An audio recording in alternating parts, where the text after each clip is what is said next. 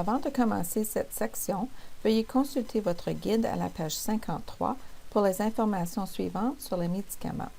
Prenez un moment pour aller chercher vos propres médicaments et gardez-les près de vous pour les consulter durant cette section. Nous allons aborder 5 des principaux types de médicaments prescrits après une crise cardiaque ou une crise d'angine. Nous allons discuter du recours à un pulvérisateur ou à des comprimés sublinguaux de nitroglycérine. Nous allons aussi passer en revue des conseils pour gérer ces médicaments. Les 5 principaux types de médicaments sont l'acide acétylsalicylique, communément appelé aspirine, les antiagrégants plaquettaires, les inhibiteurs de l'enzyme de conversion de l'angiotensine, IECA, les bêta-bloquants et les médicaments anticholestérol. L'aspirine est aussi connue comme Novacin.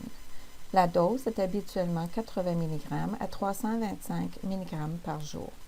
L'aspirine contribue à prévenir la coagulation excessive et à réduire le risque d'autres crises cardiaques. Les effets secondaires sont le risque accru de saignement, d'échymose ou de bleu ou de maux d'estomac. Les noms des antiagrégants plaquettaires sont clopidogrel ou Plavix, prasugrel ou Effiant, ticagrelor ou Brilinta. Ces médicaments sont prescrits en cas de crise cardiaque ou d'angine instable, après une angioplastie avec pose d'une endoprothèse ou stent pour prévenir la formation de caillots de sang autour du stent ou de l'endoprothèse. Le Plavix et autres médicaments préviennent d'autres crises cardiaques et préviennent le blocage de l'endoprothèse. Votre cardiologue va déterminer combien de temps vous devrez le prendre.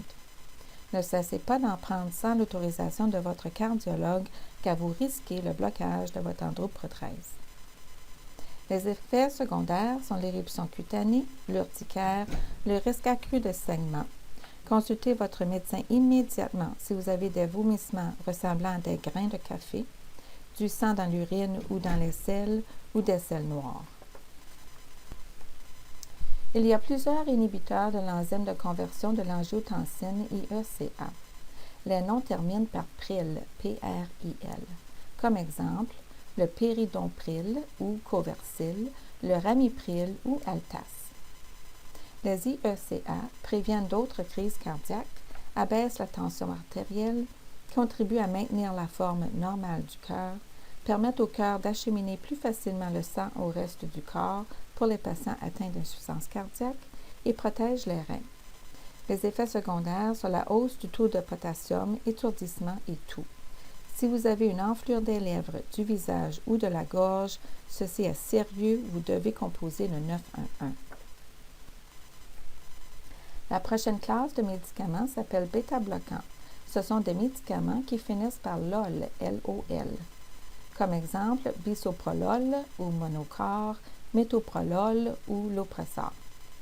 Les bêta-bloquants abaissent la tension artérielle, réduisent la fréquence cardiaque, préviennent l'angine, préviennent d'autres crises cardiaques, améliorent le fonctionnement du cœur chez les patients atteints d'insuffisance cardiaque. Les effets secondaires sont l'étourdissement et la fatigue. Ce sont des effets secondaires normaux. Soyez patient car il faut environ 1 à 2 semaines pour que votre corps s'habitue aux médicaments. Si les symptômes progressent, consultez votre médecin. Les bêta-bloquants masquent les effets secondaires de l'hypoglycémie, sauf la transpiration, et peuvent parfois aggraver l'asthme, qui peut être maîtrisé avec des inhalateurs. Les médicaments anticholestérol ou statines sont prescrits comme atorvastatine ou Lipitor, lovastatine, pravastatine, rosuvastatine ou Crestor et simvastatine. Ils diminuent le taux de cholestérol, en particulier le LDL ou le mauvais cholestérol. Ils permettent d'éviter d'autres problèmes coronaires, des interventions touchant les artères coronaires et les accidents vasculaires cérébraux. Ils stabilisent la plaque artérielle et ont un effet anti-inflammatoire. Les taux sanguins cibles sont le LDL en bas de 2,0, le cholestérol total en bas de 5,2, le HDL plus élevé que 1, triglycérides en bas de 1,7 et le rapport cholestérol total à HDL en bas de 4. D'autres agents hypolipidémiants peuvent être utilisés avec des statines. Les effets secondaires sont douleurs musculaires. Si celles-ci sont sévères, consultez votre médecin. Ce dernier fera aussi des analyses sanguines pour vérifier le bon fonctionnement de votre foie.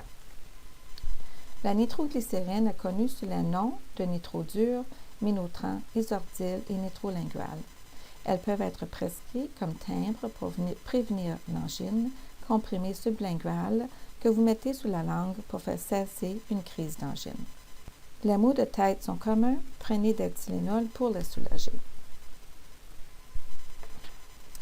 Avant d'utiliser un pulvérisateur de nitroglycérine, asseyez-vous ou appuyez-vous contre un mur. Si vous entamez une nouvelle bouteille ou si vous ne l'avez pas utilisée depuis 2 semaines, vous devez d'abord amorcer le contenant. Pour ce faire, orientez le pulvérisateur vers l'extérieur et pompez jusqu'à 4 jets de nitroglycérine. Ensuite, pulvérisez une fois sur ou sous la langue et attendez 5 minutes. Pulvérisez une deuxième fois si l'angine persiste, attendez 5 minutes. Pulvérisez une troisième fois si l'angine persiste, puis composez le 911. La nitroglycérine ne crée pas de dépendance. Vous pouvez donc vous en servir au besoin, même si vous portez un timbre de nitro. Si vous remarquez qu'une activité particulière cause de l'angine, vous pouvez utiliser votre nitro une fois avant l'activité pour prévenir l'angine. Voici quelques conseils pratiques. Dans votre guide, encerclez les médicaments que vous prenez.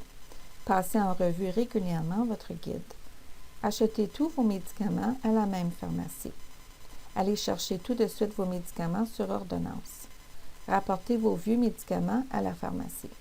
Ne cessez jamais de prendre vos médicaments avant d'en parler à votre médecin. Gardez votre liste de médicaments avec vous. Si vous avez de la difficulté à vous souvenir de prendre vos médicaments, prenez-les au repas ou au coucher. Utilisez un pilulier ou une dosette. Gardez-en dans votre sac à main ou au bureau. Consultez votre médecin. Ne rangez pas vos médicaments dans un endroit chaud ou humide. Et finalement, consultez votre médecin ou votre pharmacien.